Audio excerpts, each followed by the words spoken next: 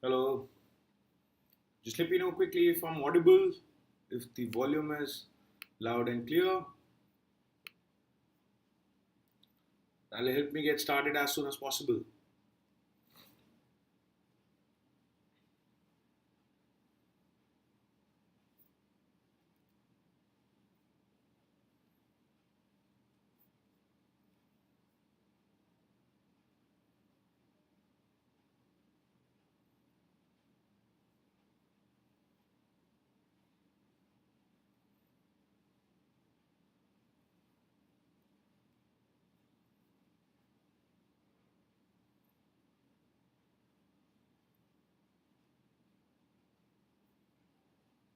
Hello, Mr. X. Hi, Lakshman. How are you? Can you guys just let me know if I'm audible, if the volume is fine, if my voice is clear? Is it loud and clear?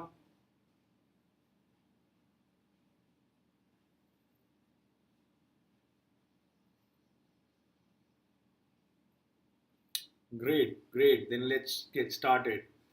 So today is the fourth lecture of Newton's laws of motion in this series, which is aimed to help 2020 aspirants. All right, so guys who will be taking their JEE exams most likely in a couple of months or I don't know whenever. So this series is aimed at helping them. So here we are discussing topics quickly and we are focusing a bit more on problem solving. All right. Hello Arshu, how are you? So, hi Pavan. So let me welcome you all to this channel, Unacademy JEE English. This is a brand new channel by Unacademy. Unacademy, India's largest online learning platform for IIT JEE. And here everything is taught to you completely in English so that no student feels left behind. All right.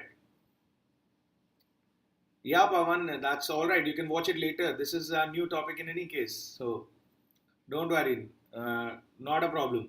So yesterday I had talked about uh, constraints. I talked about string constraints, then I talked about wedge constraints. Now those are some tricky topics, though they are not very related to friction. All right. So Pawan, you might want to watch those lectures again because those topics can be very very tricky for students. I know that they face a lot of problems with constraint motion, and finding the constraint equations as far as string constraints and wedge constraints especially are concerned. Yesterday we also talked about pseudo forces, all right, and how to use Newton's laws in non-inertial reference frames. So again, it is not very related to today's topic, so it shouldn't be a problem for you, Sai. But you should definitely watch those videos again. All right. So before we get started for the day, let me introduce myself yet one more time. My name is Rohit Dixit. I've studied mechanical engineering from IIT Delhi. I have 7+ years of teaching experience wherein I have taught at a lot of top brands in the IIT JEE industry. I have also, I myself was JEE rank 447, so I know what it takes. I've been in your shoes and I have cracked this exam successfully, and I hope that I can help you crack it successfully as I've already coached many students to top ranks in IIT JEE. All right. So before we move on, let me tell you a bit about the Unacademy subscription and the benefits that this one has. Hi Jaswant, how are you? So you know that the Unacademy subscription comes with live classes. You get to interact with your educators. You have daily live classes where you interact with your educators, which is very, very important. All right, learning has to be a two-way interaction. You can't just simply have one-way lectures and just learn. A two-way interaction is very, very important. So that's what you get there daily. Plus, you have live polls and leaderboards. You have test series and analysis, which is also very important for your self-assessment and self-improvement. And you have live doubt clearing sessions, which again come in very, very handy and give a big boost to your JEE prep. All right. And most of all, you get access to India's best educators with your Unacademy subscription. So, how to get this subscription? Follow these easy steps. You install the app. Once you've installed it, go to the IIT Plus segment, select your goal as IIT JEE and click on Get Subscription. It is that easy. And while getting subscription, you can use my code, which is RD Live. All right. So, if you already look at the fees is very, very less. All right. So, you will realize that a course for 24 months already costs you roughly around 1500 a month, which is nothing, which is very, very affordable, 50 rupees a day. All right. And if you use my code on top of that, you get another 10% off. All right. So try this subscription out. Definitely, this will help you a lot. And this is where you get quality education at a very, very affordable and reasonable price. All right. So don't forget to join us on the Telegram app as well using the link shown above. All right, there you will get all the notifications about and all the schedules of whatever lectures are happening on the JEE English channel. So guys, support that channel. I mean, because it is especially for you guys who wanted your courses, especially in English only. All right, so now let's get started with today's lecture. So my first video was already on friction. So mostly I will be talking about the same things, but since this is a very tricky topic, so I thought it is worth, uh, discussing one more time. And I've also added some new slides. So this will have slightly more content than my first video on friction. All right. So again, let's talk about the definition. How do you define friction? Now, you be very careful to the language. All right. So how do you define friction? Friction is a force that opposes relative literal motion or tendency of relative motion between two solid surfaces in contact. So what you have to realize is that you mistakenly often think that it opposes motion. No, that's not the case. All right. So friction does not oppose motion; it opposes relative motion. All right. See, for instance, let me tell you an example. So suppose I have this phone in my hand, and what happens if I start moving my hand? Now, what is making this phone move? Can you tell me? What is making this phone move? Why did the phone move? I did not apply any force on it. It was just lying on my hand, right? I'm not applying any force on it. But when I move my hand, the phone moves with it, right? What made the phone move? So write an answer in the chat.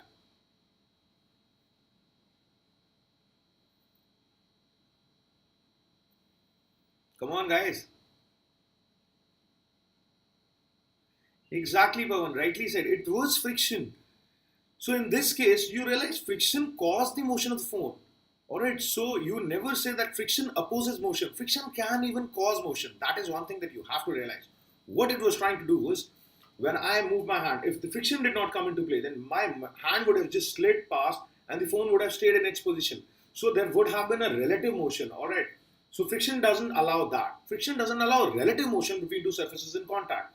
So because it didn't want to allow any relative motion, that is why it applied a force on the phone also and made it move with my hand, alright, so that there is no relative motion. So friction caused the motion of the phone. Friction can cause motion also. It does not necessarily oppose motion. All it does is it opposes relative motion between two surfaces in contact. Hi P. Hitesh. Don't worry, not a problem. So what class are you in, P. Hitesh? Since you are new, let me tell you a bit about this series that I am conducting. What class are you in, P. Hitesh?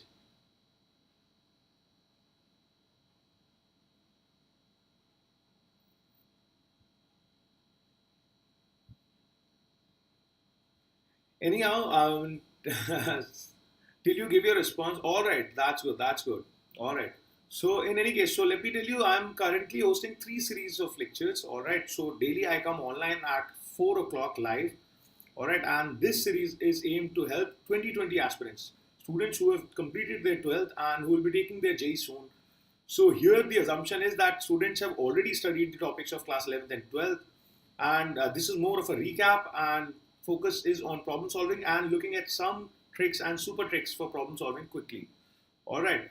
And for class 12 students who are still, starting their study of class 12, I come online again on at 6 o'clock on Mondays, Tuesdays, and Wednesdays, where we have started with the first chapter, electrostatics. We are discussing that. So that chapter takes things from the basics right from the scratch. All right. So that might be more helpful for you. But since I am discussing class 11 topics here, so this might also be relevant for you. And if there were some class 11 topics wherein you thought that you have still no idea about what was going on, alright, so I come online again on Thursdays, Fridays, and Saturdays, wherein I'm discussing topics of class 11 from the very scratch. Alright, that is for class 11 students who have just started their class 11 studies, so you can watch there also and here also. So whatever you're comfortable with.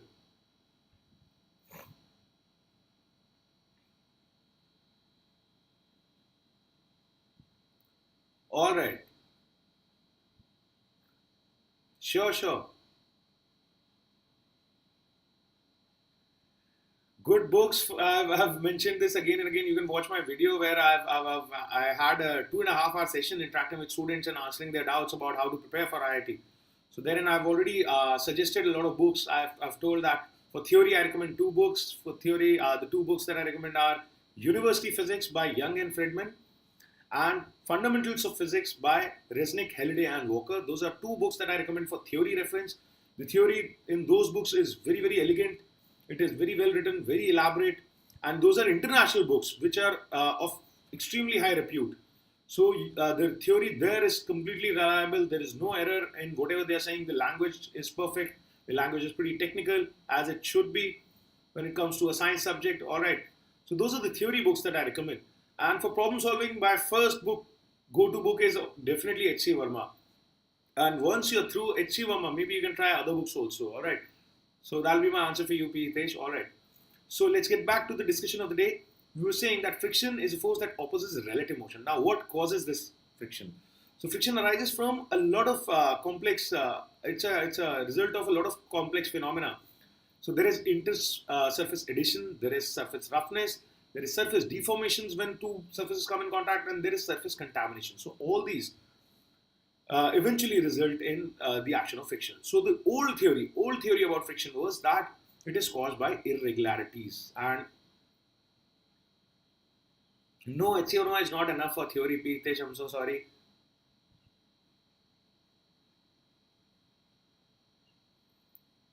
Oh, that's good to know, Joel. At least finally you are up there. All right. Great to know that you're good to go now. So P. Hitesh, as I was saying, H.C. Verma is not a great book for theory. The reason being, the theory is very concisely written. The theory of that book does not elaborate too much on points. All right, so that is why I don't recommend that book for theory. If you look at the size of this book, this is this thick. If you look at University Physics is this thick.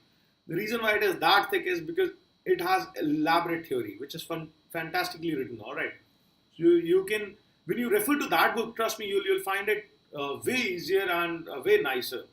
There the theory has been explained a lot in detail. All right. So anyways, as I was saying, the old theory about friction was that it is caused by interlocking of irregularities. So earlier people believed that if you look at the picture, you see that there are irregularities. All right. So what they believe was that once you keep one surface over another, these irregularities get interlocked like this. And it is this interlocking that is causing a hindrance in the relative motion. All right. So, however, this, as I said, is the old theory. This theory eventually got rejected. Why? What happened? See, if this theory was correct, then people assume that if friction is arising from interlocking of irregularities, what happens if I start smoothing the surfaces? If I start removing irregularities, what happens then? The friction will go down, all right? Which was what happened when they tried it, all right? When they tried smoothing the surfaces, the friction started to go down. Now, theoretically, I can say that if I can make a surface perfectly smooth or almost perfectly smooth, then I can make the friction negligible, right? Because if I have almost negligible irregularities, then there would be no significant locking, interlocking, and then this friction force can at least practically come down to 0, right? But people tried very hard and that was not the case, all right? When you started smoothing a surface, what happened was that initially the value of friction went down. But when you kept on smoothing it, then beyond the point of smoothing, something strange happened. What happened was that the friction value of force of friction actually increased. So, which was completely contrary to what our old theory would have suggested, right? The theory was saying that friction is being caused by interlocking of irregularities. So, why would the force of friction increase when I smoothen a surface beyond a certain point? There is no logic. There is no reason why that should happen. So people realized, okay, then probably there is some flaw in our theory, all right? And that is when they started working on a new theory. And the modern theory of action of friction suggests that friction is caused by formation of cold welds at contact points under high pressure. Now let's see what that means, all right? Yes, that is what was practically observed, and I am going to explain that to you with the help of the new theory. That is why we came up with a new theory. That is why we disregarded that old theory. That is why this is disregarded, right? Because this could not explain it, and it can be explained with the help of modern view. All right, let me discuss that.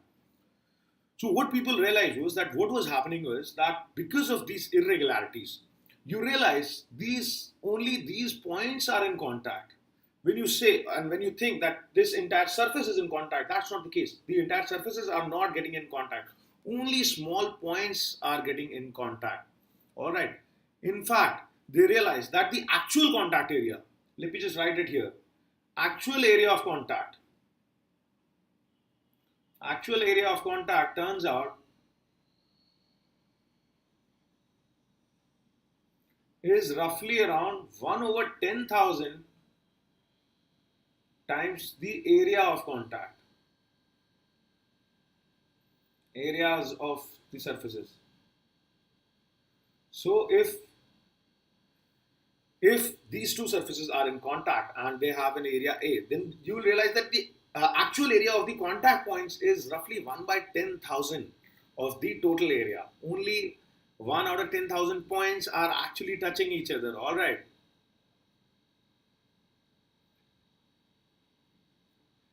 Yes, Tanya, that is correct. Interlocking and cold welds are two different theories actually, and interlocking has been rejected now. Yes.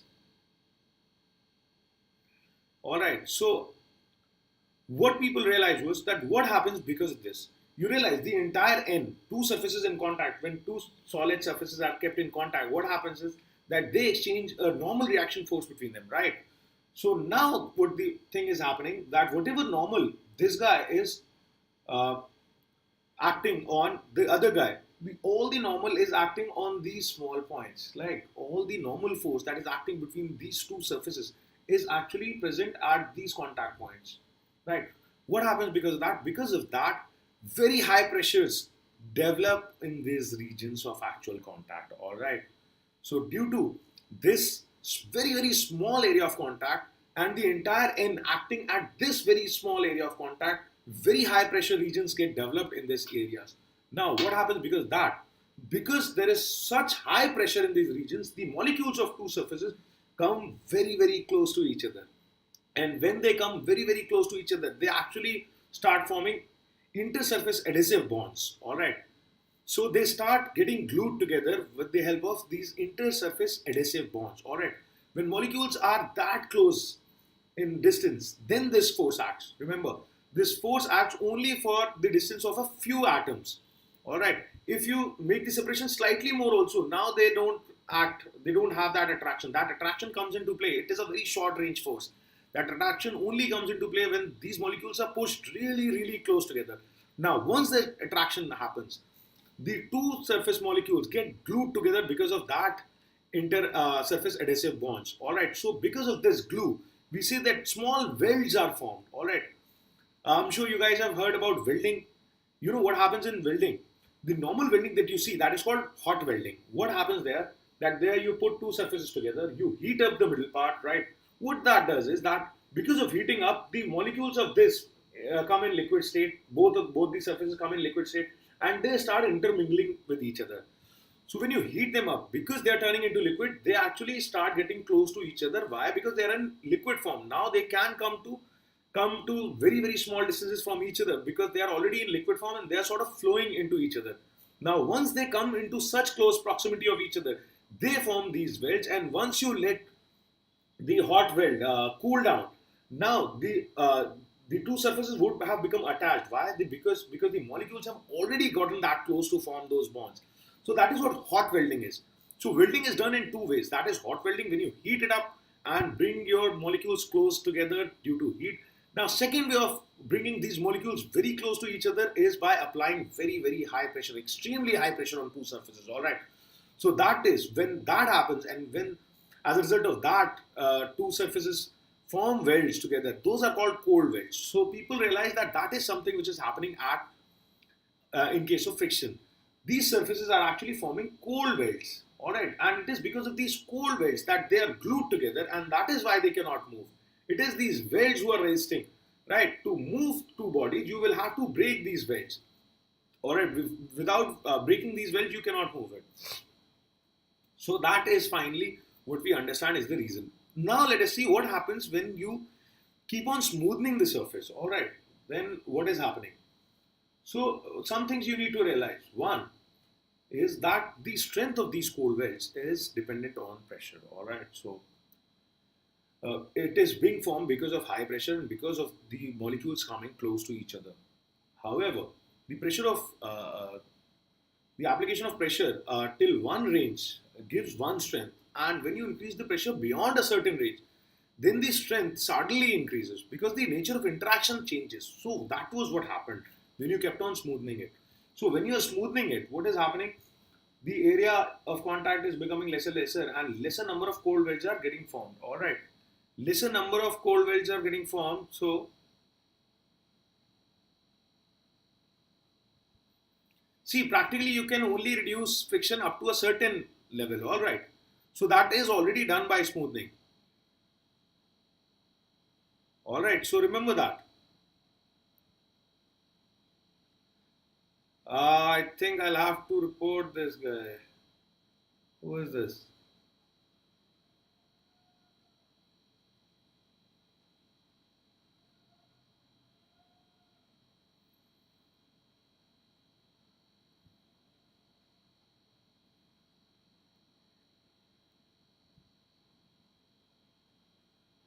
And let's block him.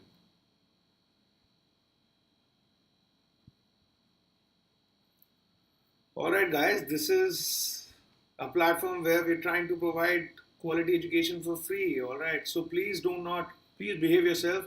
There is a way you should behave at public portals. Please try and maintain that decorum. Alright, so as I was saying, so what happens is that once you start smoothing the surfaces, initially, yes, the number of cold welds are reducing and their strength is not going that significantly higher up. So that is why you see effectively the force of friction is getting reduced. All right. However, beyond a point of smoothing, what happens is that the pressure at these points, because there are very few points of contact left beyond a point of smoothing, so the pressure there increases to such a high value that it changes or alters the interaction between the two molecules in contact. They become so fused together because of such a high pressure that the now cold welds that are resulting are very strong. That is why the pressure, the friction force increases beyond a certain point of smoothing. All right. So to answer your question, yes, I would request you guys to do that. I mean, come on, guys. I'm trying to give you guys quality education for free. I mean, the least you can do is have the courtesy of maintaining discipline here and decorum, please. Anyway, so Joel, to answer your question, even in the modern theory, to reduce friction to a certain extent, we can go about smoothing surfaces. All right. So smoothing of surfaces is still, hi Noman, how are you doing? Is still one way to reduce friction, but you cannot reduce friction beyond a certain point by that method. All right. And practically, yeah, I blocked him. I blocked him. Don't worry. Thank you, Noman. I'm glad they helped you. All right. So as I was saying, Joel, that practically we still can resort to smoothing to reduce the friction. And trust me, beyond a value, it cannot be reduced. So there is no practical way to reduce it beyond a point. Of course, there are things like lubrication and smoothing, but every method will only smoothen surfaces up to a certain point. So beyond a point, there is no way you can get rid of friction. All right. So that is the reality. You cannot make friction zero ever. All right. So that is the modern view, and I hope you guys got that. So now let's talk about certain properties of frictional forces. All right.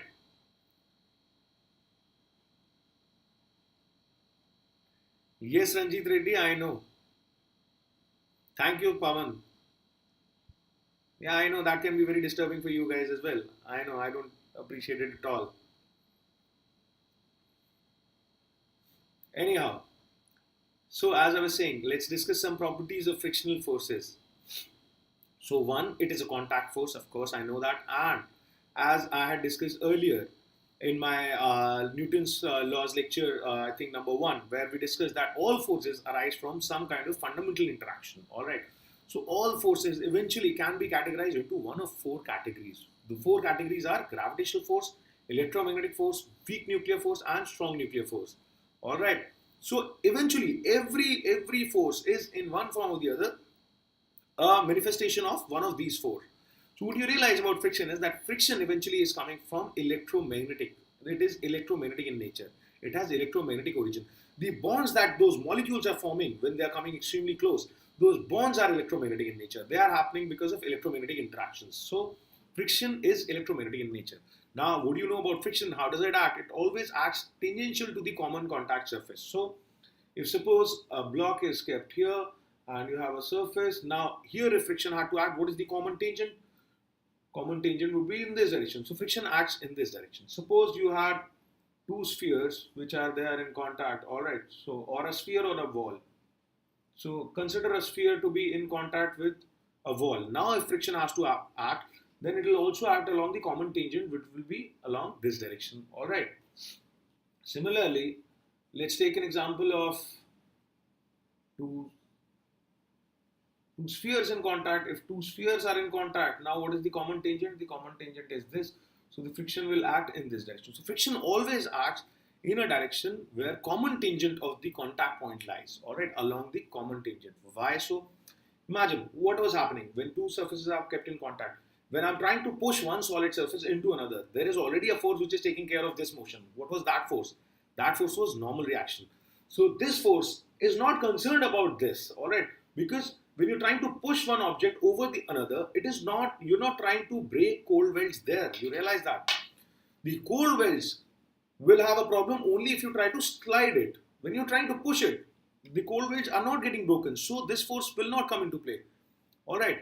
This force will only come into play when I'm trying to slide it, because to slide, I have to break the cold welds. So that is when the cold welds will try to oppose this. Alright. The strength of those welds, those glues, will try and oppose this motion. Alright. So that is why it always acts tangential to the common contact surface. Now, if there is slipping, then friction acts opposite to that, opposite to the direction of relative slipping. Now remember, the friction always acts in the direction opposite to that of relative slipping, not slipping, but relative slipping. So consider this.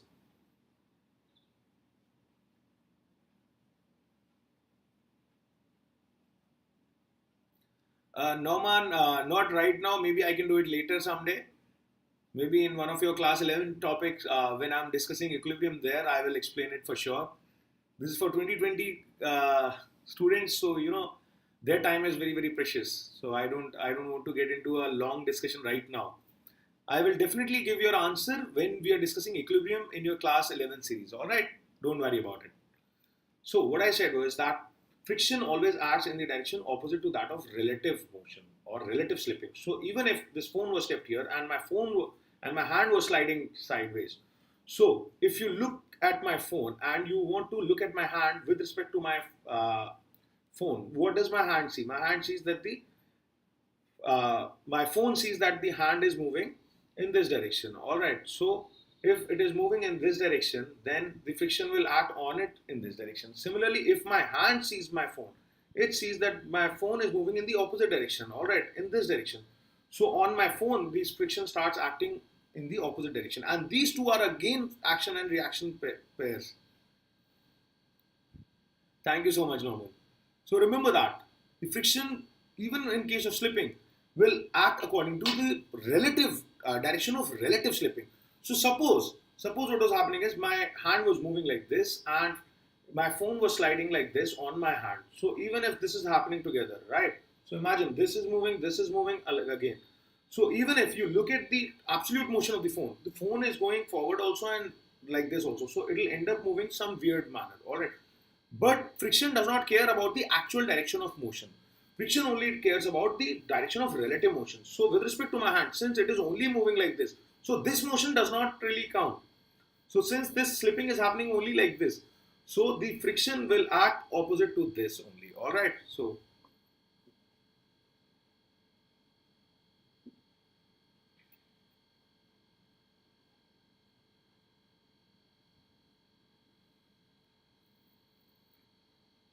uh, are Are his comments still visible? I think I blocked him from my end.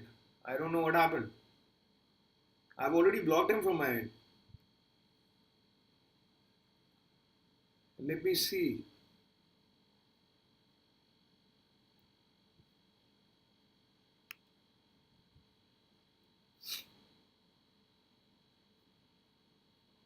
Yes. Okay, in any case. So let's go ahead and discuss some more properties. So secondly, I'll say that if there is no slipping, then friction acts in the direction needed to prevent slipping. Alright. So always remember, if there is no slipping, there still might be friction. Suppose if I have this phone in my hand and I tilt my hand like this. Now, had friction not been there, what would have happened? It would have slipped like this. Alright.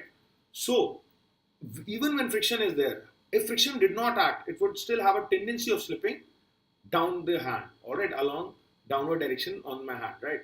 So I know the tendency of the phone is to slip down. So that is why friction will act upwards and try to prevent that slipping. All right, so remember that. All right, I think I tried ignoring that guy. I blocked that guy from my end. I don't know what is wrong. I don't know if you can still see him or see his comments.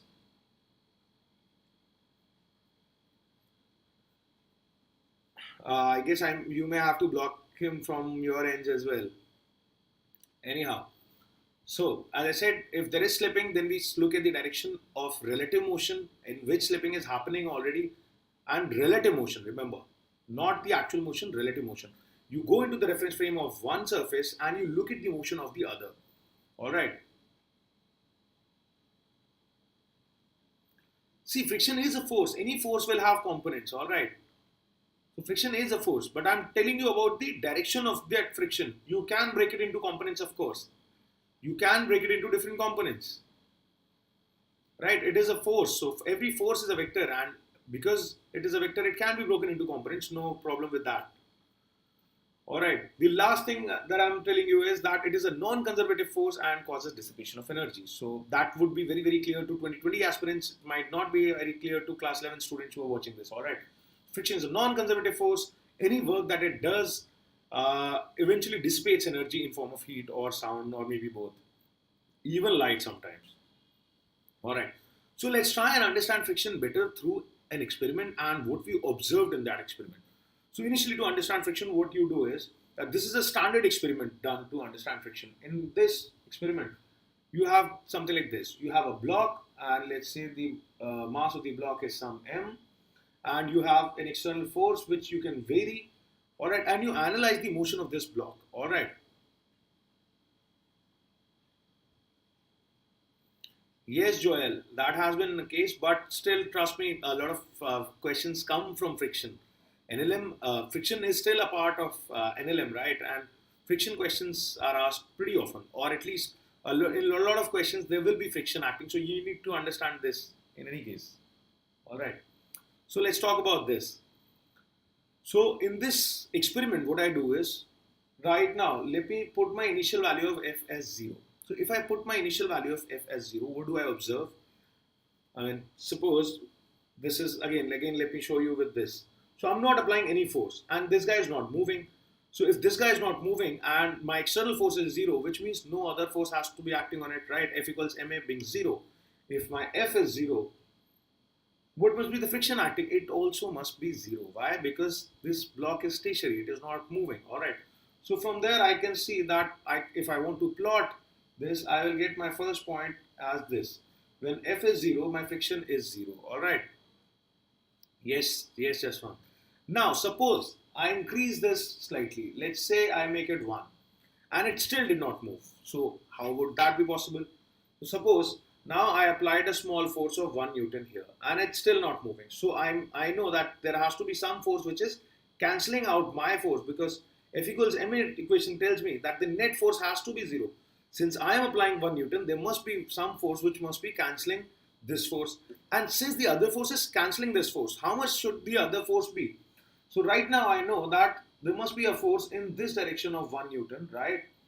And I know the only possible force that could have been preventing this motion is friction. That is what I know about friction, right? So the next point that I look at my graph is, if F is 1, then I will realize that friction is 1. Now similarly, if I increase the value of the external force to 2 and let's say it still didn't move, then also I will say that probably the friction increased its value to 2 again. So when I start plotting these values,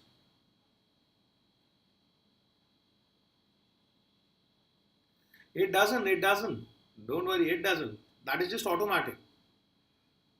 That is just automatic. Because the cold welds are not breaking. So it is just automatically doing it. It is just reacting to the force. It knows that if the cold welds don't break, it has to just oppose that force. See, what happens when you're trying to push a wall? What happens? When you push a wall with 1 Newton, it's not thinking about, okay, let me calculate what force you are pushing me with. Okay, this is what reaction I have to provide you. No. That's just automatic. When you push it, the molecules on the surface are feeling this force and you want to push them inside. They don't want to go inside. They are very strongly attracted by all the atoms which are surrounding them. So they will hold it together. I mean, consider it like this. Consider it you and 3-4 of your friends are forming a human chain. All right, you're holding each other's hands, and you do not want to let go. And somebody tries to push you. So what happens if I'm trying to push you? So the tendency would be that you would be pushed back, and you would have to leave your friend's hands, right? But if your friends and you are strong enough, then your friends will pull you back. All right, and as they pull you back, you will end up pushing me back. That is what is happening with these atoms. All right. Every phenomena is just happening naturally. They're not thinking and reacting, all right? It's just natural. So similar with friction, similar thing with friction. Okay, so if you keep on plotting, you will realize you get a graph like this, which is of 45-degree slope, a straight line you're getting. But beyond a point, what happens is that this graph keeps on increasing till here.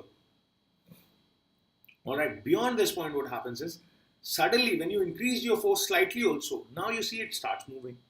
Now once it has started moving, let's suppose you are here. This is the force you are applying. Now how much friction is acting? How do I know? That is very easy to calculate. So suppose I am, let's give these points some values, all right? So let us for right now assume that this was, let's say, 5 newtons, all right? I'm just assuming. And let's say my force has become 6 newtons. All right. So till 5, it was following a straight line, and at 6, I know that this curve is flattened. How do I figure out what value of friction is acting right now? So that is very simple. I know my force as 6. All right. So I know here that the force I am that is acting from my side here is 6 newtons. All right. Now I can observe the motion of the block. I already know its mass, and I can find out its acceleration. Let's say its acceleration comes out to be, let's for example consider that its mass is 1 and its acceleration comes out to be 0.5 meter per second square when I observed it. This is my experimental observation. When I applied a force of 6 newtons, I noticed that it started moving with an acceleration of 0.5 meter per second square. All right. So now let us try F equals m equation. I don't know how much friction is acting. So I will assume that friction acting is some F. All right. So what is the net force? Let's see. The net force acting on the block would be 6 minus small f. And I know it should be equal to ma, right? So if it is equal to ma, I can substitute the values of m as 1 and acceleration as 0.5. What do I get? I will get my friction as 5.5. All right. So that is what I can see in the graph also. If that was 5, this is all right. Okay, so let's I think I took the numbers wrong. Let's take this 5 only, because that is what I was intending. Or even if you take this 6, let's make the acceleration 1.5. This will not be the experimental observation, because this is, yes, when you experimentally observe, you will probably see the acceleration as 1.5, not 0.5, because that would have meant friction is increased. All right. So yes, that value cannot be correct. You will most likely notice a value of 1.5. So when you put 1.5, now what you notice is that you calculate friction out to be 4.5. All right. That is what will happen. You will not notice 0.5 acceleration. All right, I made a mistake there, because if you notice 0.5 acceleration, that would have meant friction would have increased, but that is not what happens practically. So you would most likely notice an acceleration of 1.5 meter per second. And when you calculate the value of friction, yes, it does. All right. So once you substitute this value and try to find out the value of friction from the experimental observation that you made, what you will realize is that your friction would come out slightly lesser than 5. So in this example, it is coming out to be 4.5. So you will realize that it has decreased. Now you keep on changing your F's, you take up different values of capital F, you measure the acceleration, and using this equation F equals ma, you keep on finding the value of this friction. What you will realize is that all these practical experiments will show that the value of friction has become constant. So when you plot it, this is what the graph will look like. Alright. So this graph is nothing but you did experiments, you found the values of friction acting using F equals ma equations, and this is what you found. So this graph comes completely from experimentation only. This is not, I'm not trying to make this graph just because I feel like making it like this. Alright, this is a result of experimental observations. Experimental observations show that this is how force of friction varies with respect to the external force. So now you will realize two things about this. Alright, that the force of friction is acting differently when the slipping had not started. Alright, and it will act differently once the slipping had started. When the slipping had not started, you realize its value was constantly changing. Alright, and it reached a maximum value. This maximum value is called limiting friction. And once the slipping started, you will realize that the value of friction is becoming constant. So I can see from the graph only that the force of friction acts differently when there is slipping happening and differently when there is no slipping happening. Because of that, we divide friction into two categories: static friction and kinetic friction. Alright, so static friction is what I am calling the force of friction, which is acting till the time the slipping has not started between two surfaces. Till the time the two surfaces are not slipping with respect to each other, then whatever friction is acting is called static. Alright, so remember that. So remember the example I showed you where I was moving my phone over my hand. Now, is there any slipping between my phone and my hand? No, there is no slipping. So what kind of friction is acting? The friction acting is static. Remember, even though the phone is moving, it does not necessarily mean that if a body is moving, then the friction acting on it will be kinetic. What you see is the relative motion. Is slipping between my hand and phone happening? No. So what kind of friction must be acting? Static. Now, if this is slipping also, now what friction is acting? Kinetic. Alright.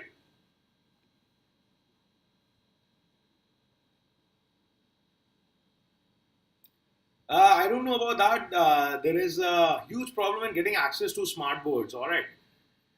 As I said, I've just joined Unacademy recently. It's been probably less than 15 days right now. So because of the lockdown and all the problems, it's very difficult to get access to smart board right now. All right, so I don't know. I don't see that happening in any near future. So I'm sorry, Noman, but you will have to bear with me with this only. All right, you'll have to do with this.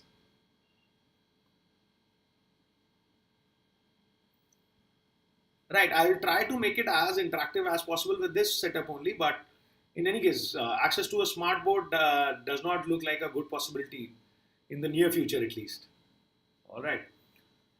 So, as I said, because the friction's behavior is different in two situations, we are dividing friction into two categories. Static friction. Static friction is the force of friction which is acting between two bodies where slipping between them has not started.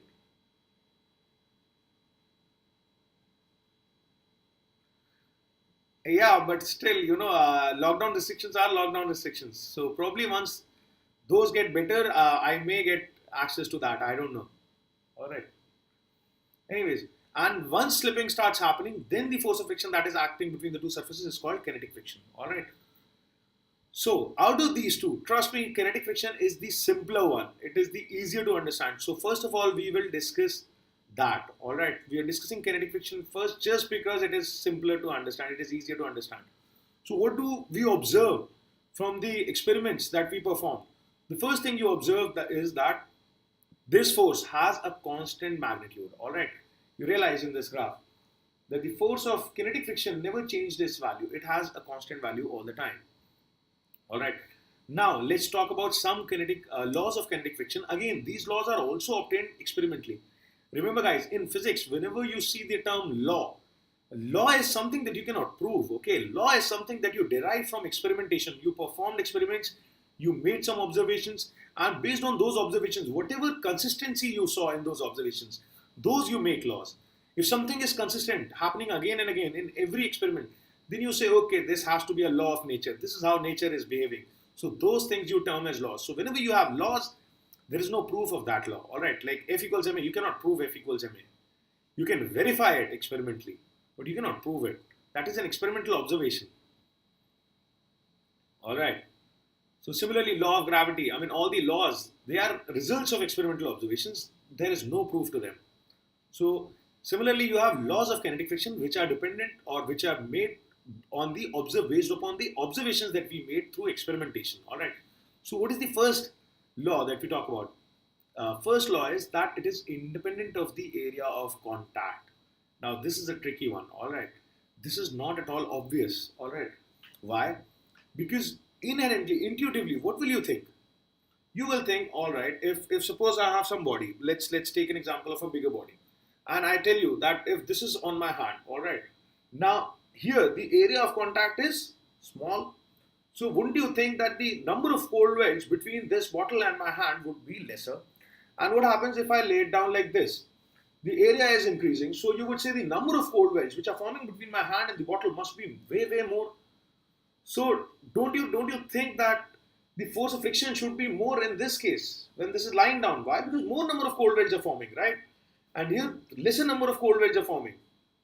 Even in the old theory, this was a problem. Even if you talk about irregularities, if you keep it like this, then the irregularities are very less, right? If you keep it like this, because more area is in contact, then the irregularities also must be more. So shouldn't that mean that the friction should be more when the area of contact is more? I hope you guys got what I'm saying. That this is a very tricky observation. Intuitively, you would think if the area of contact was more, then the friction should have been more. All right, why? More number of cold welds. More number of cold welds would have meant more friction. Why? Because you have to break all the cold welds now.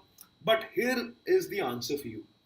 The point is, suppose there is a block like this and it is kept like this in one situation, and in the other situation I've kept it like this. All right, so let's see.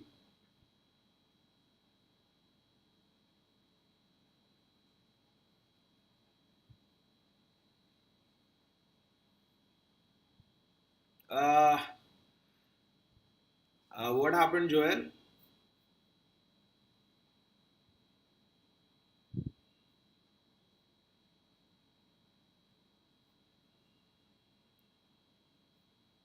What are you referring to? Hello Kushal, how are you?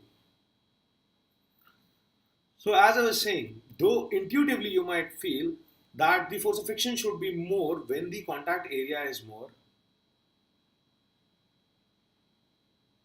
No,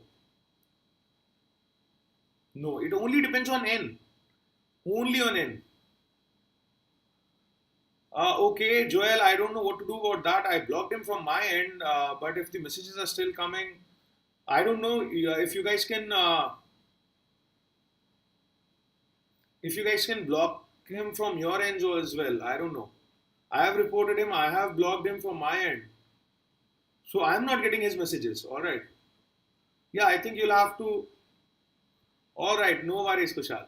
I'll see you after 6. Yeah, same here. I have blocked him personally, so I'm not getting his messages either. Actually, I think I'm not hosting this stream. The host is Unacademy, and I think they will have to block him. And that is why you guys can still see him. I blocked him personally from my end, and I can't see his videos. I can't see his messages. So you guys can block his messages from your ends, your individual ends, and I'm sure you won't see the messages now. All right.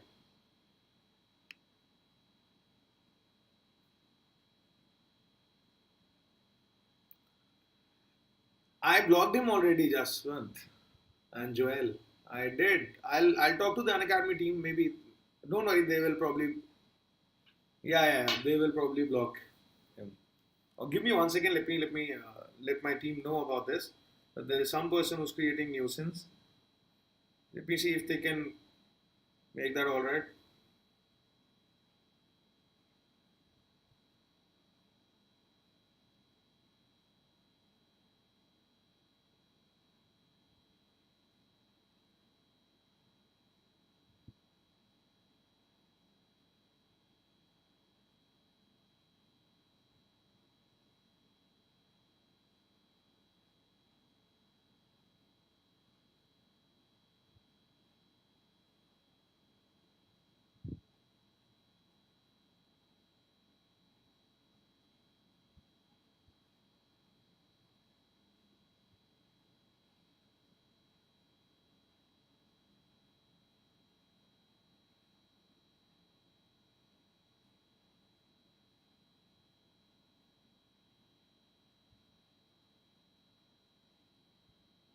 Just a second.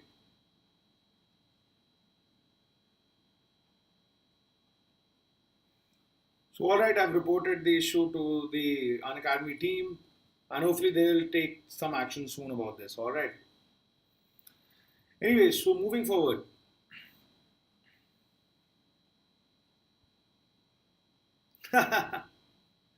Yeah, that was an old photo. Yeah, I was probably sleepy at the time when that photo was taken. All right. Yeah, the team will do that. Don't worry about it, Pawan. Yeah, the team will take care of that. All right. So as I was saying, that let's talk about this. That the force of kinetic friction being independent of the area of contact. So here, let's assume that the area of this side is A, and the area of this side, let us assume for now, is A by 3. All right. So let us say if you know the actual areas of contacts are 1 by 10,000. So let's say if n number of cold welds are getting formed when the block is kept like this, or let's say rather let's say x number of cold welds are getting formed when the block is left kept like this. How many cold welds will form here? 3x. Why? Because 3 times area is in contact. All right. So you would think that if 3x cold welds are forming, so shouldn't it be more difficult to move it like this in this orientation? Now, but there is a slight catch. How about the pressure? Right here, the area is A. The force acting on it downward is, or force between the surfaces is N. All right, that's the force which is acting on the surface. N N force is spread over an area of A. So what is the pressure? The pressure is N over A, right? How about the pressure in this case? In this case, the pressure would be N over A by 3. So 3 times N by A. So what you realize is that though your number of welds are lesser here and number of welds are greater here, how about the pressure? The pressure is stronger here and the pressure is weaker here. Now, because the pressure is stronger here, that pressure is causing stronger cold welds. All right. Yes, Kushal, I will. Yes, I am starting basic maths today. All right. So that is the reason. That is the reason that the force of friction turns out to be independent of the area of contact. I hope you guys followed that. Let me know in the chat if you followed this logic. That though the number of cold welds are decreasing, but the pressure is increasing on each cold weld, making it stronger and stronger. All right. I will try to make this end in 2 months' time. We're taking probably we'll be taking all the topics quickly. So I'll be talking about I think the most important topics, which would be around 8 or 10 topics. So I'm planning to spend 1 week on every topic because these topics are important. All right. So first week I talked about kinematics. Second week I'm talking about Newton's laws. Third week I'll talk about work, power, energy, and momentum, and so on. So most likely 2 months. That is the idea, Rahul. All right. So if everybody followed, so that is why we can explain that is why the force of friction is independent of the area of contact. All right. Now one other thing that we yeah. So I've already been teaching here for 2 weeks. All right. So another month at least. Yeah. Total 2 months, Joel. Total 2 months. I've already been taking classes for 2 weeks, right? Yes, we will talk about waves. We will talk about all the important topics, don't worry.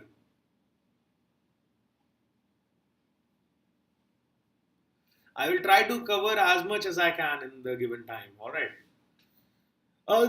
In my mind, I think I wanted to emphasize more on class 11 topics because what happens is that you guys have done your class 12 topics very fresh, alright? So you guys would be more comfortable with class 12 topics and you would be lesser comfortable with class 11 topics. That has been my experience, right? That is why I wanted to take up class 11 topics and spend more time on them, alright?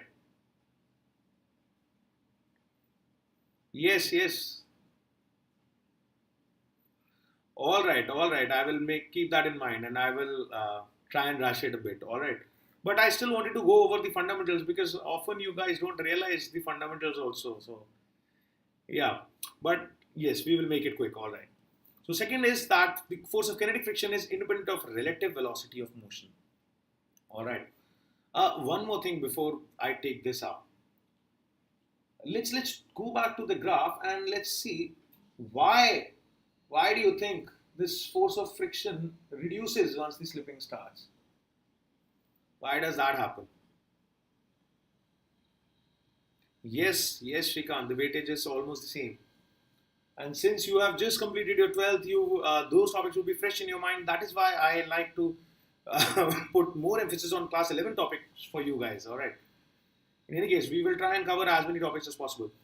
So let's also take a quick look at and try to understand why this force of friction was dropping.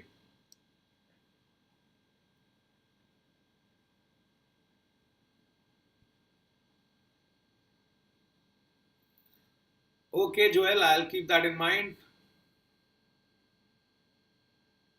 Okay. I was planning to, in fact, launch a series or course for those topics on the Plus channel for semiconductors, logic gates, modern physics, because I know those are often ignored subtopics. All right, so let's see. I will plan something. Don't worry, I'll let you guys know also. So again, as I was saying, let's quickly talk about why the force of friction was dipping when when the slipping started. Now, what is happening is that if you've ever seen your hot welding, normal hot welding, when you make a weld, you need some time for it to cool down. Why? Because if you don't let it cool down, you pull it immediately, it breaks very easily. Why? Because the welds have not gotten set. All right, the molecules have not yet formed those bonds. They are still in a very high agitated state because of the heat, and they can be separated easily. Similarly, when cold welds are formed, you have to give some time to them to get set. So when two objects have been together sitting there for a while, the cold welds have got enough time to get set. All right. Now once they are moving, once it is moving, once this position changes to this, the molecules are again pushed together. They are trying to form cold welds, but they do not get enough time to set the welds. So since the welds are not getting set and being broken immediately, that is why their strength is lesser. All right, and because the second time that the cold welds are being broken are not as strong as the initial cold welds, that is why you see that the force of friction has gone down when the slipping started. All right. So that's the logic behind it. That you're not giving enough time for cold welds to get set completely to their full strength. Right. So we were also saying that experiments show that the force of kinetic friction is independent of the relative velocity. What that means is that if this surface is there and this surface is there, even if it is slipping with 1 meter per second, even if it is moving with 5 meter per second, even if it is moving with 10 meter per second, it doesn't matter. The relative velocity doesn't matter. The force of friction remains the same. Okay. However, that is also not entirely true. Alright, that is an approximation that we are taking. Practically, you will notice that this curve actually starts bending down. The friction starts going down. Why? Because at very high speeds, there will be a lot of heat being generated. That heat will start sort of melting the surfaces, and that will lead to the force of friction going down. But we ignore this part. We do not talk about this part. We ignore it for the sake of JEE purposes. In JEE, you do not consider that. Alright, in JEE problems, it will be assumed that this graph remains a straight line till infinity. Alright. So remember that. So for us, we will say that it is completely independent of relative velocity of motion. Next, we realize that the force of friction is also directly proportional to normal reaction. Why is that? As I said again, the moment you increase normal reaction, what happens? If you increase normal reaction, you realize that the pressure here was normal reaction over area. So if you increase the normal reaction, what happens? The area is the same, the pressure increases. Alright, since the pressure increases, the cold welds formed are stronger. So that is what you experimentally observe. So experimentally we observe that the force of kinetic friction is directly proportional to N, and when you remove the proportionality sign and you have to use a constant of proportionality, so we get a constant called mu k. This is the proportionality constant. All right. So I get my equation as Fk, which is the force of kinetic friction, is equal to mu k times n. This is nothing but an experimental observation again. All right. In our institute, they did not teach all this. They said F equals mu n and started problems. All right. I know. I know that happens a lot. That is why I decided that I should, teach at such a platform where I can reach more students and try and tell them correct things. Yeah, a lot of you guys do not get to know the correct things also. I know. Don't worry, Pawan. I'll try to make everything as clear to you guys as possible. All right.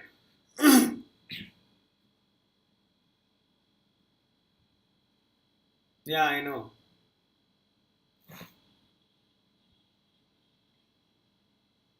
Anyway, so let's carry forward. So what we realize is that experimentally we found that Fk was directly proportional to N. The logic behind that was increasing N increases pressure increases the strength of cold welds formed. So finally I get this equation, force of friction equals mu k times N. Now mu k is the proportionality constant that I've gotten. From here you will see that mu k, we call mu k coefficient of kinetic friction, and it is a unitless constant. It is a constant between two surfaces. Alright. If two surfaces are same, then the value of mu k remains constant. Alright. And it is unitless of course. Why? Because on this side you have force, on this side you have force, so this will never have any units. Alright. Now, the value of mu k depends purely on the nature of the two surfaces in contact and is determined experimentally. Alright. Why does it depend on the nature of the two contacts? I mean, imagine for every n, every two surfaces in contact will form cold welds of different strength. Why? Because their interactions depend on their nature of the two molecules who are interacting, right? So for every two molecules, the strength of the cold weld formed for the same n also will differ on the nature of the interaction that these guys can have. That is why mu k depends on the nature of the contact surfaces, because mu k is telling you about the strength of this cold weld under the same n. All right.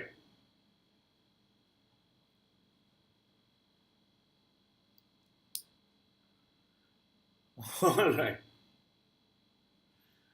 All right. So let's talk a bit about problem solving when it comes to kinetic friction. So kinetic friction problems are very, very easy to solve. The moment there is slipping, you already know what friction is acting, kinetic. The moment you know kinetic friction is acting, you can easily judge the direction. The direction you know is opposite to the direction of relative motion between the two surfaces. Now you also know that kinetic friction always takes up a fixed value, which is easy to calculate with the help of the equation Fk equals mu kn. Alright, once the direction and magnitude of friction are known, you use your F equals ma equations to find all the unknowns. Alright, so quickly try up this example and let's see what we have learned. Can we solve a problem with that? Yes, I know, Pavan. Yes, a lot of teachers are not probably doing it passionately enough. Yeah, that may be the case. And very rightly said, just one only formulae don't matter. The concepts matter. Once you get your concepts clear, trust me, I mean, it'll be very easy to see the problems of physics and solve them. Alright, so why don't you guys try this problem quickly? So you've been told a block of mass 0.5 kg moving on a rough horizontal surface has had an initial speed of 4 meters per second. If it comes to a stop after moving a distance of 2 meters, find the coefficient of kinetic friction between the mass and the surface. Does the answer depend on the mass?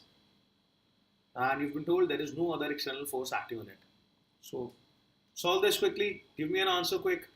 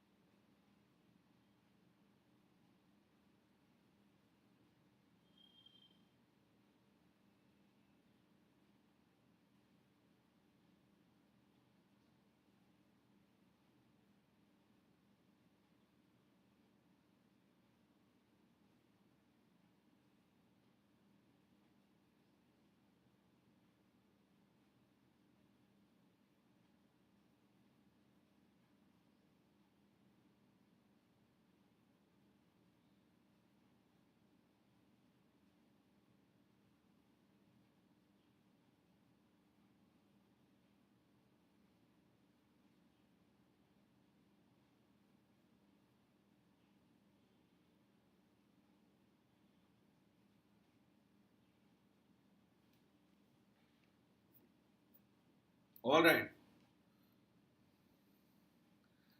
Did you guys get the answer? I've just reported. I think my Unacademy team just got back to me and they were asking for the ID. I've reported the IDs, so they will be taking action about the guy who was creating disturbance earlier. Anyway, so did you get the answer of this one? Come on, guys, this is a very easy problem. Let's see, what did you know about this? -1. No, Pavan. What were you asked to calculate? You were asked to calculate the coefficient of friction, right? How can the coefficient of friction be -1? A -1.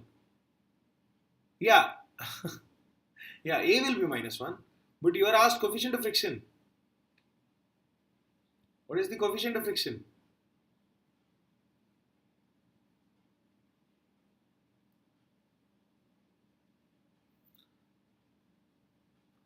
And A also will not be -1, by the way. A will not be -1. Sorry. I made a mistake. No, A is not -1. A would be -4. So how do you go about this problem? You know the initial velocity of the mass. Alright, so this is initially moving with 4 meter per second. Comes to rest here. So this is your U. U is 4 meter per second. What is your V? V is 0. And what is the distance it has traveled? It is 2 meters. Alright. So what equation do you use? You use V square minus U square equals 2AS. Alright, no, acceleration is not -1. So using V square minus U square equals 2AS, what does that give you? 0 minus 4 square equals 2 into A into S, S being 2. So A comes out to be -4 meter per second square. Pavan, please be careful with your calculations. 2 meter was the distance, not the time. It's not time, 2 seconds is the distance. Alright, so A comes out to be 4, and you know that the entire time this had a force of mg acting on it and n acting on it in the vertical direction. Yes. So what would be the n? N would be equal to mg. Alright, and I know that the force of friction is the force that is causing, no worries. Force of friction is the force which is causing this retardation. So I can say that force of friction should be equal to m times A mod. I'm taking why? Because I already know the direction. Negative sign is telling me the direction of acceleration. Alright. So negative is telling me that the acceleration is in this direction. I know the friction will also be in that direction. Alright. So when I use F equals ma, I can write my F as mu n equals ma. And n was, so mu times mg equals m times a. So m gets cancelled and I get my mu as a over g, which is 0.4. So mu, coefficient of kinetic friction, comes out to be 0.4.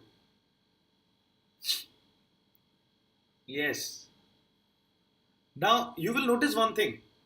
We were asked if the mass, if the answer depended on the mass. You realize the m gets cancelled here. So your block could have had any mass, the answer would have been the same. Alright. So the answer does not depend on the mass. It only depends on the coefficient of friction. Why? Because the n also depends on the coefficient of mass. And acceleration would be force over m. So m will get cancelled. Alright. Yes. Yes, it is independent of the mass. Very well done. Alright, let's take a look at another problem. So in the figure shown, mass m1 is 6 kg, mass m2 is 4 kg. You have to find the acceleration of the blocks if the coefficient of friction between m1 and the table is 0.5. Slipping is taking place. Alright, so you've already been told that slipping is taking place. Alright. Jaswant, I think Pawan is trying to write mu there. So he just wrote capital U as mu. Okay, that's him trying to write mu, I think. Alright, Jaswant. So just give this problem a quick try.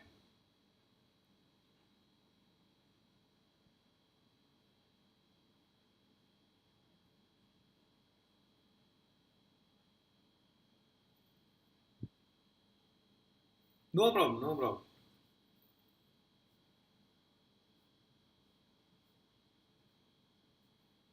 Alright, let's try this problem very quickly.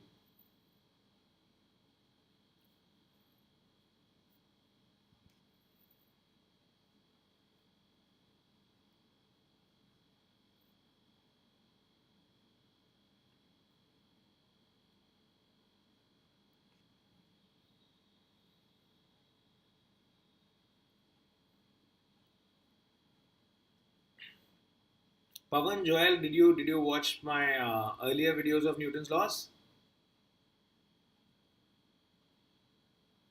Okay. No problem, no problem. Just be careful about your problem solving. All right. Not an issue. Not an issue. Don't worry. It's okay. That happens. All right. So, guys, if you've watched my earlier video, there I had shown you a trick, a shortcut of solving all such problems.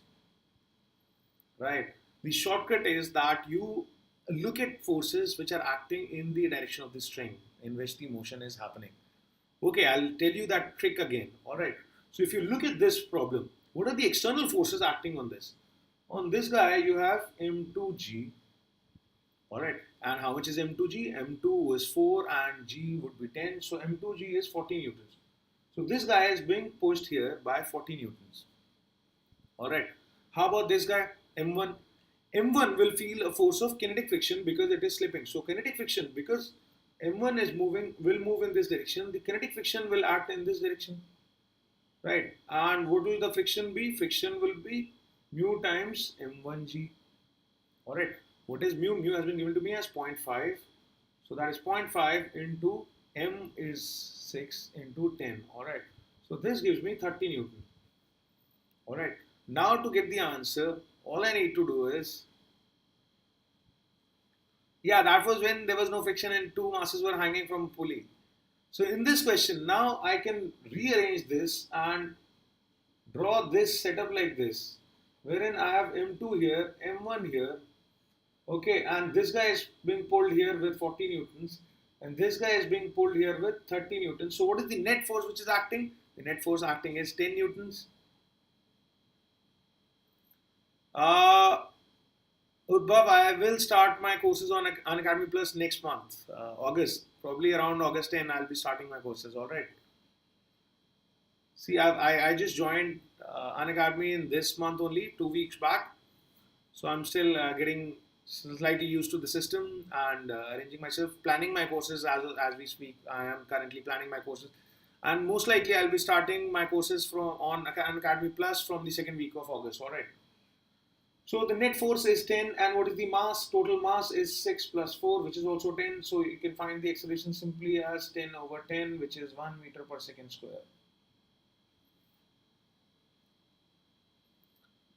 Udbhav, that will depend. I will be launching courses for all the classes, alright, class 11, 12 separately, and then some important topics about for class 2020 for 2020 aspirants also. So depends on what kind of course I'm talking about. Because there will be a lot of courses. All right.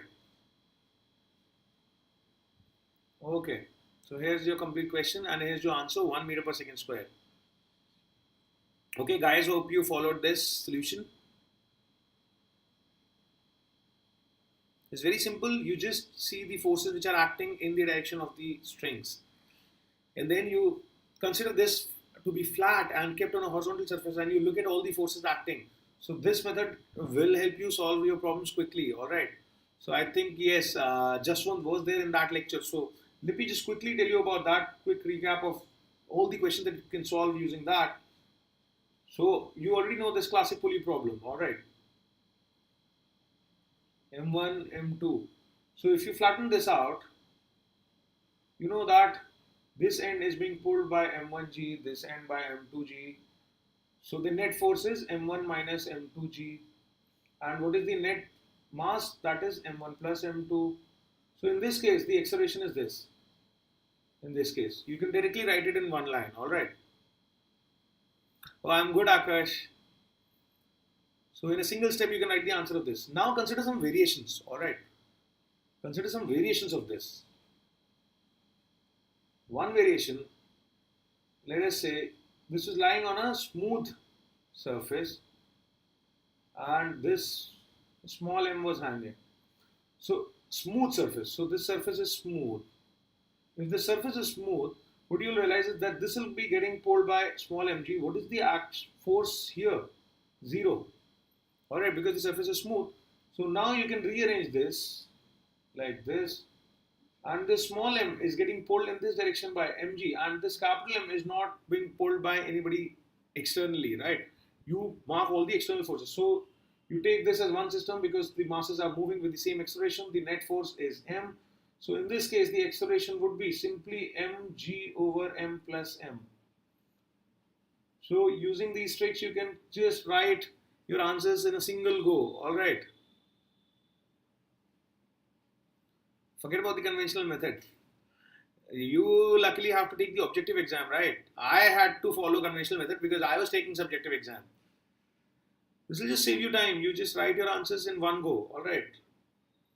You can try other variations also. Trust me, it works for every variation. Suppose you had this. Consider this. You will still get the right answer. You have small m here, you have capital M here. If you will try to look at the forces, here will be mg and here would be capital Mg sine alpha.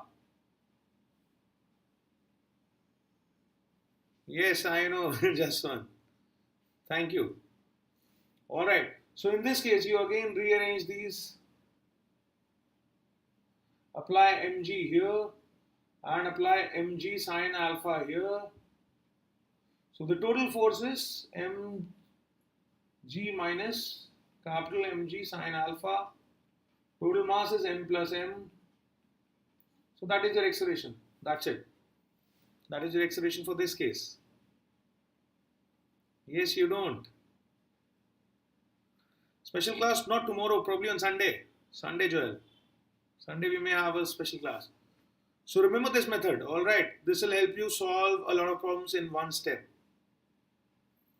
Alright, so it's the similar logic that we found here. We applied M2G here, we applied mu M1G here. The net force was M2G minus mu M1G. That over total mass, that's it. Hello, Rohit. Alright, so let's take a quick look at another problem. You've been told a boy slides on a flat stone across a frozen pond. This you guys have to solve, okay? Come on guys, solve this one. This should be quick, easy to solve.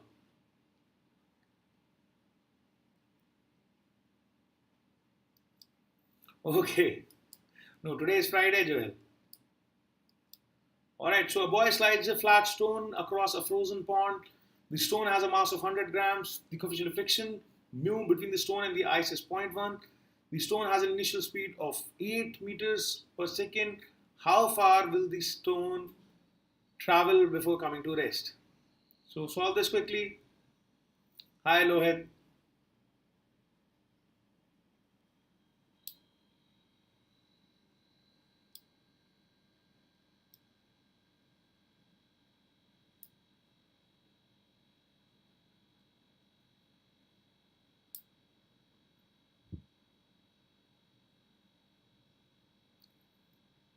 Come on guys, let's solve this quickly so that we can move on. We still need to talk about the static friction, right? So let's solve this quickly. Come on.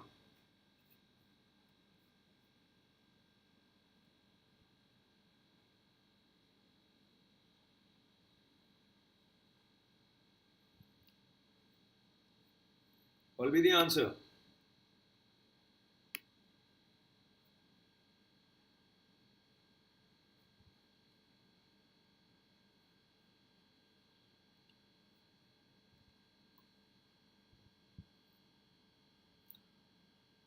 No. No. Not 8 meters. It was the initial speed. Alright.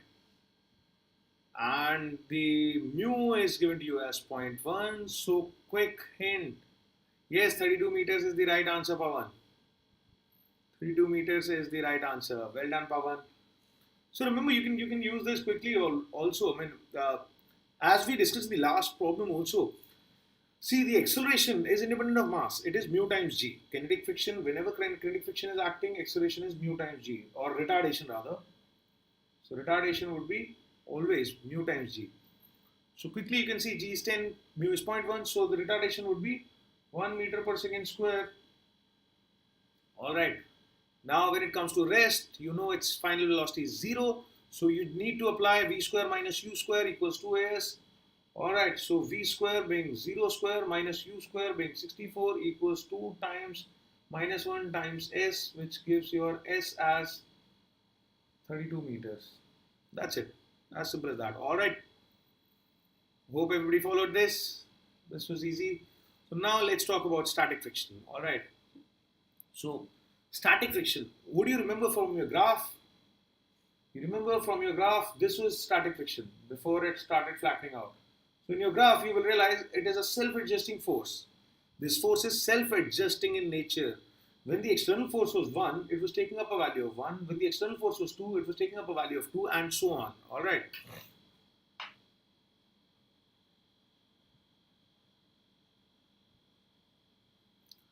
So that is an interesting thing that you will realize.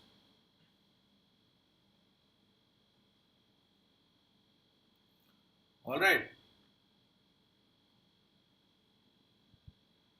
So this is a force which can adjust its value. You remember, in the first case, why did it take up 1 Newton? Why? Because 1 Newton of friction was needed to stop that block from slipping. When a force of 2 Newton was required to stop that block from slipping, then it took a value of 2. So it's a self-adjusting force, and it will take up it can take up any value from 0 to the maximum value called limiting friction. And what value will it take? Whatever is required to prevent the slipping. Alright, so remember that. Now let's talk about the laws of limiting friction. Again, these laws have been derived from experimental observations. So what is the first law? So first law says that again this force is also independent of the area of contact, again by the same logic as we used in kinetic friction. Then you will realize that this is also directly proportional to the normal reaction between the two contact surfaces. That this I'm talking about limiting friction only, remember. So limiting friction is also directly proportional to the normal reaction between contact surfaces, again by the same logic. So you know that Fs max is directly proportional to N. When you remove the proportionality sign, you need a constant. Okay, so this mu s is the constant of proportionality. We call this as the coefficient of static friction. And mu s n is the value of limiting friction. Alright. So what you need to realize is that mu s also purely depends upon the nature of the two contact surfaces and is again determined experimentally. Alright. So let's talk about the problem solving with static friction. So problems where there is no slipping are tricky. Why are they tricky? Firstly, you know that the force of friction which is acting is static. Now the problem with static friction is that it is difficult to judge how much force is acting and in which direction it will be acting. That also might be difficult to judge sometimes. Alright. So the direction of the force will be judged as opposite to the direction of tendency of slipping. Alright. Now, how do you get the direction of tendency of slipping? Find this direction by determining the motion without friction. Alright. So, let me show you an example. Suppose I had this phone again on my hand, and let's say I was also trying to pull it up. I was applying some force upwards, and I know mg is acting downward. So how do I know in which direction does it have a tendency to slip? Right? It could have a tendency of slipping up if my force was too big. Right? If the force of gravity was too big, it could have a tendency of slipping downwards. So how do I know in which direction the tendency of slipping is? It's very easy to see. You imagine frictionless surface. When you imagine frictionless surface, now there is nothing left. Whether F is greater or mg is greater. If F is greater, it would have moved up, so the tendency of slipping would be up. If the mg is greater, then it would have slipped down, then the tendency would be of slipping down only. Alright. So remember that whenever you're having a tough time trying to judge the direction of tendency of slipping, what you do is imagine the problem without friction. Without friction, you see, if friction was not there, then in which direction the motion would have happened. That direction will be the direction of tendency of slipping as well. Alright. Similarly, now magnitude, how do I find the magnitude? The magnitude, you have to imagine some x. Alright, you can't predict what x. You have to imagine some x, you have to use your F equals ma equations, and you have to utilize the fact that slipping is not happening, which means if it was on the ground, then its acceleration must be zero. If it was in contact with some moving surface, then it must have the same acceleration as that of the moving surface, so that no slipping happens. And then solving F equals ma equations, you will find the. Alright, guys. Let's try and focus on the topic. Alright, then you will use F equals ma equations to actually find the value of this static friction. Do not make the careless mistake of blindly substituting friction as mu s n everywhere. Alright, remember that. No problem, no problem. That's alright. Just keep your focus here right now. Maybe you can have your discussions later easily. Alright. So, no problem, no problem.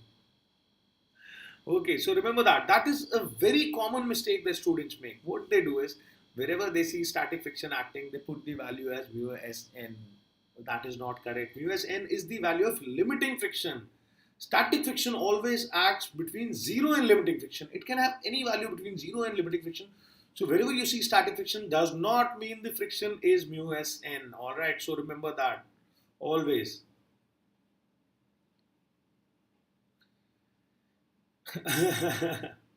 Alright, I'll try. So here you've been shown an example.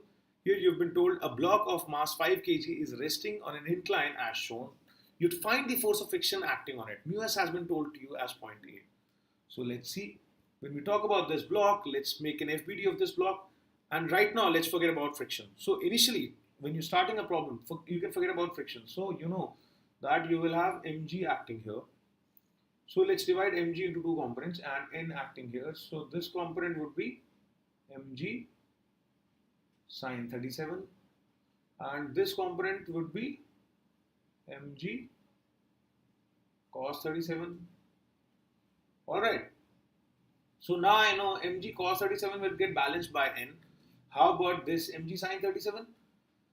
This is what will cause the tendency of slipping. Now, to stop slipping, a friction force will come into play in this direction. Alright. How much friction? Let's see how much is needed to keep it stopped. So what is the value of mg sine 37? Let's see. M was 5. So mg sine 30, I know, sine 37, sorry, I know is 5 into 10 into sine of 37. Sine of 37 is 3 over 5. Alright, so this comes out to be 30 Newton. So now you know what force is pulling the block down. A force of 30 Newton is trying to pull it down. What force will be needed to stop this block? An upward force of 30 will be needed. So here my force of friction will be acting as 30 Newton. That is the answer. However, if you notice, what is the value of limiting friction? Let's see. Limiting friction would happen mu times n. Alright, so the values are given to us. Mu has been given to me as 0.8. And what about n? N I know will be mg cos theta. So mg cos of 37 is 4 by 5. So what you realize here is that this is 4 into 8, 32 Newton. Alright. So what I find is that my limiting friction value was 32. However, the friction which was acting was only 30. Why? Because only 30 was needed to prevent slipping. Yes. So remember that. The force of friction, static friction, it will take up whatever value is required to stop slipping. So I told you what to consider to stop slipping. If suppose your block which has to stop slipping is kept on a stationary surface, if this ground is there, then if no slipping is to happen, then how much acceleration it can have? It can have a zero acceleration. So you find the force which is required to make the acceleration zero. Alright. Similarly, if this was kept on a plank, suppose, another example, you had a block which was kept on a plank and the plank was moving with some acceleration A. Then to stop any slipping, you realize that this has to move with acceleration A only. So in this case, when you apply all the forces here, you will find what is the friction needed to ensure that it has an acceleration A. Alright, that is how you will judge. How much friction? Whatever is required to prevent slipping. How do you prevent slipping? If it is on ground or in contact with a stationary surface, then its acceleration has to be zero to stop slipping. If it is moving on an accelerating surface, then its acceleration has to be the same to prevent any slipping. Alright, so remember this. Now let's talk about coefficient of friction quickly. Let's go over a few points. Practically mu s n is always greater than equal to mu k n. In fact, you will realize practically that mu k is around, roughly around 80%, 70 to 80% of roughly zero point 0.7 to zero point 0.8 times mu k, mu s. So roughly mu k, experimentally it has been observed, is roughly around 70 to 80% of mu s. However, in your problems, what do they tell you? They generally tell you that mu is same, alright. So you have to consider mu s equals mu k. So for problem solving or for theory purposes, we take this graph to be like this. We do not take the actual graph. This is the actual graph. But theoretically, we make this graph like this. So for problem solving, often you may be told that mu k and mu s are equal. In that case, they are represented by a single mu. You will only be told that the surface has a mu. If you've been told the surface has a mu, what does that mean? That mu is equal to mu s, which is also equal to mu k. If a single mu has been mentioned in the problem, then you know that this mu is equal to mu s and which is also equal to mu k. If they have been given separately, then you treat them separately. Alright. Now the value of mu obviously depends on the nature of contact surfaces because it represents the nature of cold-well interactions. And as again, point to be noted, which you guys often confuse, that friction does not oppose motion, it only opposes relative motion. Alright. So great then. So this is one last thing that I have as far as friction is concerned. After talking about this, we'll go over some problems and that'll be the end of today's discussion. So the last topic of the day is angle of repose. Alright. The angle of repose is defined as the minimum angle of inclination of a plane with the horizontal that an object placed on the plane just begins to slide. Alright. So you remember, many of you may have done this experiment also in your school. I remember I had done this experiment. What we did was, I told you mu s and mu k are calculated experimentally. Alright. So what you do is, you have an incline whose angle of inclination can be adjusted like this. Alright. So the angle of inclination can be adjusted. Now you place a block here and you start increasing the angle. And you start increasing the angle and you see at which angle the block starts slipping down or it starts sliding down. The angle when it just starts slipping down, you measure that angle and that angle is called the angle of repose. You know, at the moment the block just starts slipping, when it just starts slipping, you know that the friction must have reached its limiting value. Because if I increase it further, now the friction cannot increase its value and that is why it started slipping. See what is happening, that every time the force which is trying to slip this is mg sine theta. So what is happening, as you are increasing theta, sine theta increases with theta. So this force is going up. The force which is trying to stop, which is trying to cause the slipping is going up as you are increasing your theta. On the other hand, you know that the limiting friction is mu n and n is equal to mg cos theta. And cos theta decreases, right, as theta goes up. So you will realize that force of friction is reducing. The force of limiting friction is going on reducing as you're increasing your angle. So the driving force is going on increasing. The force of friction, limiting friction is going on increasing. There will come a point when they will be equal. And just beyond this theta, the slipping will start. So just at the moment of slipping, I can assume that mg sine theta must be equal to the mu s n. So what I do is that I write this equation mg sine theta equals mu s n, which is, or we are just simply writing mu because we are taking mu equals mu k equals mu s. So n was mg cos theta. So from here you will see that both the mg's get cancelled and what you get your mu as tan theta. So if you're able to measure the angle of repose, you can calculate the value of mu. That is how it is done experimentally in labs. So if this condition of just slipping happens at theta equals alpha, then alpha is called the angle of repose, and this is also an experimental way of determining the value of mu s, as mu s will be equal to tan alpha, as I just showed you. Now another term with which you address alpha is called angle of friction, by the way. Sorry, got it? So alpha is called angle of repose. It is also called angle of friction. However, it is defined differently there, but the value is same. The numerical value is same. So telling you angle of repose or angle of friction is just another way of conveying the value of mu to you. All right.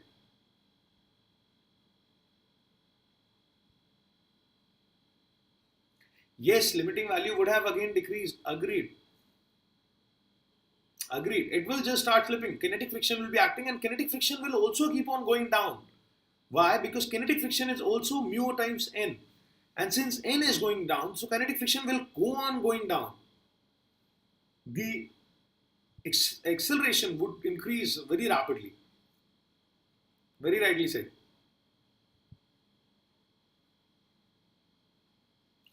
Okay, that is sad, Joel. That is so sad. I think experimentation and practical things should be there. I mean, they help you visualize, they help you see the physics right there in front of your eyes. I will try and get you some videos of demonstrations. Unfortunately, I don't have the equipment to demonstrate some phenomena on my own. But there are some very great demonstrations of physics available on YouTube and other sources. I'll try and accumulate them, and one session I'll have to show you some amazing demonstrations of physics. Just greater, just greater. All right. So now a quick checklist. Whenever you're tackling with physics problems, you need to refer to this checklist. First, you need to see what the condition is. Is there slipping? If there is slipping, then what do you do? In this case, you immediately know the direction and magnitude of the friction both. Why? Because it is kinetic. Kinetic friction, both the direction and magnitude are easy to judge. Once you know this force, you include this force along with your all other forces. You solve your F equals ma equations.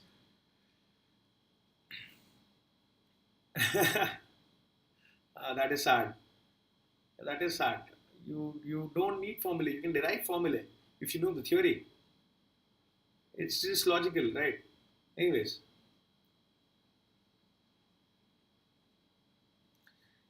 So let's go over. So that'll be my problem solving checklist. Okay, so firstly I'll check, is there slipping happening? The moment I see slipping happening, I'll immediately conclude that the friction acting must be kinetic. Now I will easily judge the direction and magnitude both of this friction force. I will include this with all my other forces, solve my usual F equals ma equations and get the answers.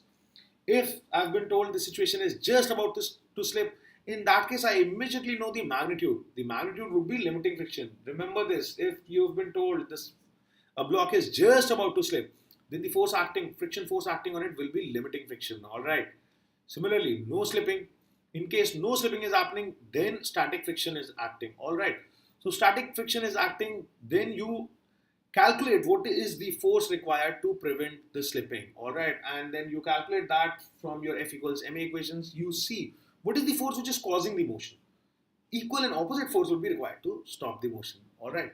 So that is how you calculate your value of static friction. Again, sorry, not motion, relative motion. So remember, what is the force which is causing relative motion? You need to just oppose that. How about the direction? The direction of slipping will be opposite to the direction of tendency of slipping, and the tendency of slipping can easily be judged by seeing the direction of relative motion when friction was not there. Alright, so let's solve a couple of very quick problems. Alright, this is the end of my today's discussion. I think, yeah, I have just two problems here. So after these two problems, I think we can take a break and we'll meet tomorrow. Let's just solve these two problems quickly. Here it says, two blocks M1 and M2 are tied through a rough idle string and are placed on an incline as shown in the figure. Alright, if the coefficient of friction between the two blocks are mu1 and mu2 respectively, find out the condition for which the string remains tight.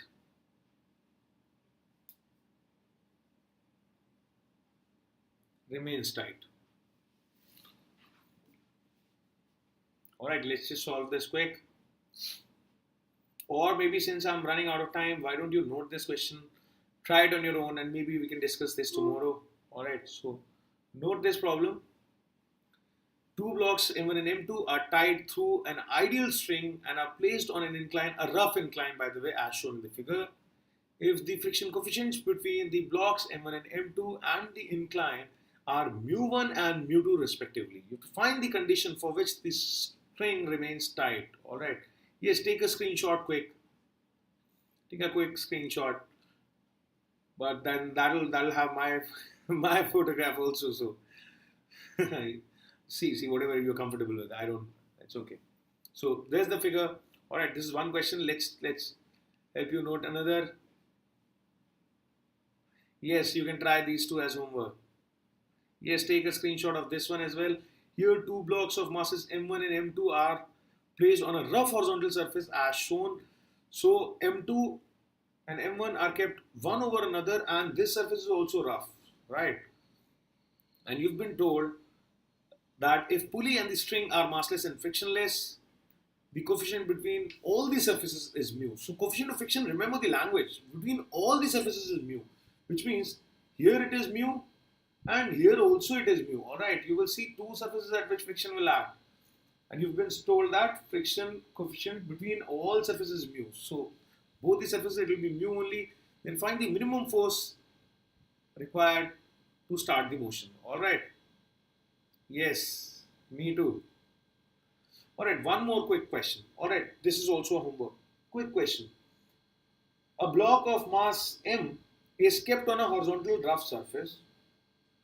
Alright, the coefficient of friction between the block and the ground is mu. What is the minimum force required to move the block? Quick question. Take it as your homework. This is your homework question. What is the minimum force required to move the block?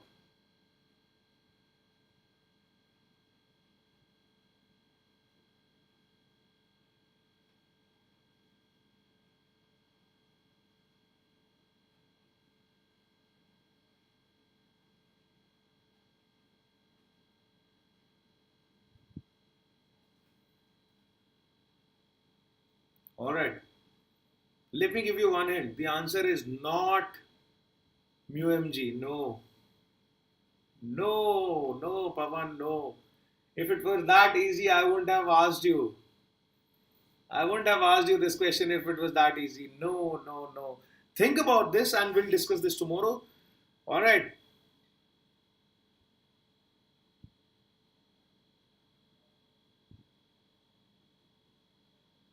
So thank you so much. That's quite a compliment, Joel. Thank you so much. Thank you. Anyway, so think about this question and we will discuss it tomorrow. That's it from me today. Alright, before I take your leave, let me also tell you one more time how you can get your Unacademy subscriptions. Install the app, go to the plus segment, select IIT JEE as your goal and click on get subscription button. Alright, now you can get the subscription using my code. My code is RDLife. This code will give you an additional 10% discount. If you liked today's video, if it helped you, then press the like button and also share it with your friends. Also press the bell icon so that you get all the notifications about my future lectures. The slides used in today's video will be available to you for download in PDF form by tomorrow. So we will be uploading those tonight by tonight. So you can come back tomorrow and check out the description box. The link will be there. Also remember to join us on the Telegram app using the link which is shown right there. Alright, thank you. And yes, one more time, my code is RDLife. So please get your Unacademy subscriptions using this code and get another 10% off. Alright guys, thank you again for this wonderful session and I'll see you guys tomorrow. Bye bye, take care.